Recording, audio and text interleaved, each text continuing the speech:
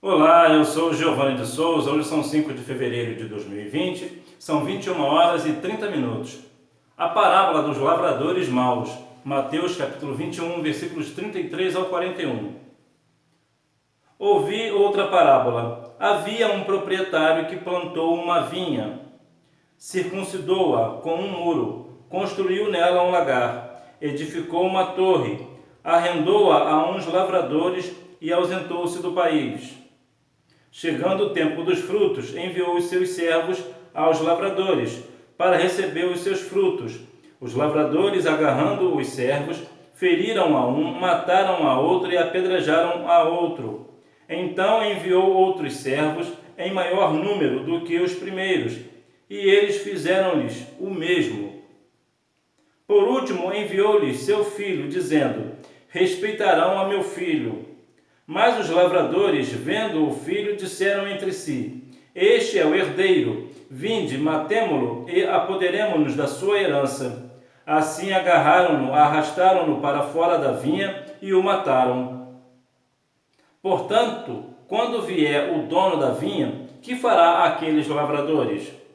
Responderam-lhe: destruirá de maneira horrível a esses infames e arrendará a vinha a outros lavradores, que no devido tempo lhe enviem os frutos. Vemos uma parábola onde conta a história de um homem que preparou a sua vinha e a entregou a alguns lavradores. E no tempo oportuno, no tempo certo, entre 4 e 5 anos, ele veio, aliás, nem ele veio, ele enviou um servo para que este servo recolhesse o que lhe era de direito, dos frutos da vinha. Nota que na primeira e das outras vezes aconteceu a mesma coisa. Os maus lavradores, ao invés de entregar o fruto, o lucro da vinha, agrediu aos servos, até que por fim ele decidiu enviar o seu filho, pensando: o meu filho eles respeitarão. Entretanto, mataram-no. Você observa que é muito peculiar, e você já deve ter entendido o contexto da parábola. O que Deus estava falando, o que Cristo estava ensinando aqui era o seguinte: ele estava falando diretamente aos sacerdotes daquela época, os fariseus. Ele estava falando diretamente para eles o seguinte: o meu Pai enviou os profetas e vocês não receberam. E enviaram os vários profetas e eles não receberam. Até que agora envio o Filho. E vocês não aceitam. Jesus estava falando diretamente e eles entenderam. Então a vinha fala a respeito do tempo do fim. Porque Deus mandou os seus profetas, seus servos, e muitas pessoas, muitas das vezes os religiosos, muitas das vezes os líderes, os pastores, não recebem. Falam apenas da boca para fora. Às vezes são doutores da lei, conhecem a lei, conhecem a palavra, mas não as praticam. Ou seja, não dão o fruto que deveriam dar. Então nós vemos que, neste caso, quando chegou o filho, eles mataram o filho. Por que eles mataram o filho? Porque é muito provável que eles pensassem que ou aquele proprietário, o primeiro proprietário, morreu e esse filho veio obter a herança, ou o pai deve estar de repente muito velho e decidiu entregar a vinha de papel passado, vamos dizer assim, para o seu filho.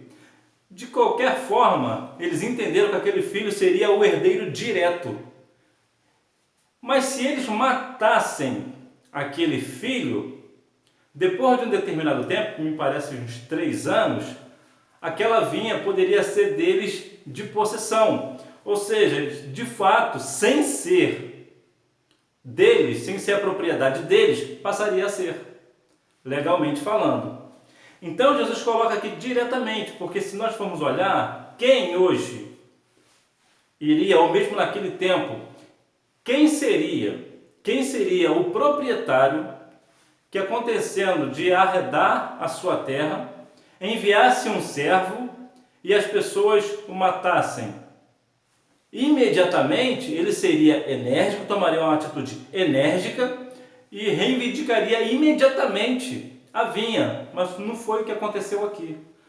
Aqui, o Senhor da vinha é justamente o Pai Celestial, é o nosso Deus. Somente Ele tem essa paciência, somente Deus é misericordioso de chegar ao ponto de enviar o seu Filho para morrer por nós. E há de ser que naquele grande dia ele pedirá conta. E nós vemos, responderam-lhe, destruirá de maneira horrível a esses infames e arrendará a vinha a outros lavradores que no devido tempo lhe enviem os frutos. Então outras pessoas certamente receberão esta vinha e certamente dará fruto, e fruto bom, fruto de arrependimento.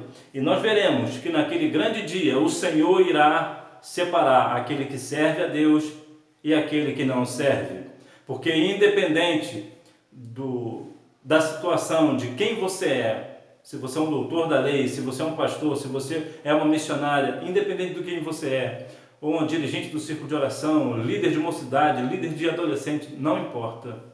A Bíblia vai dizer no livro de Naum, capítulo 1, versículo 3, que Deus não tem o culpado por inocente. Todos nós responderemos naquele grande dia. E a pergunta que eu quero te fazer é: qual é o fruto que você tem dado nessa vinha? Que tipo de lavrador você é? Que Deus em Cristo continue abençoando a sua vida. Tchau!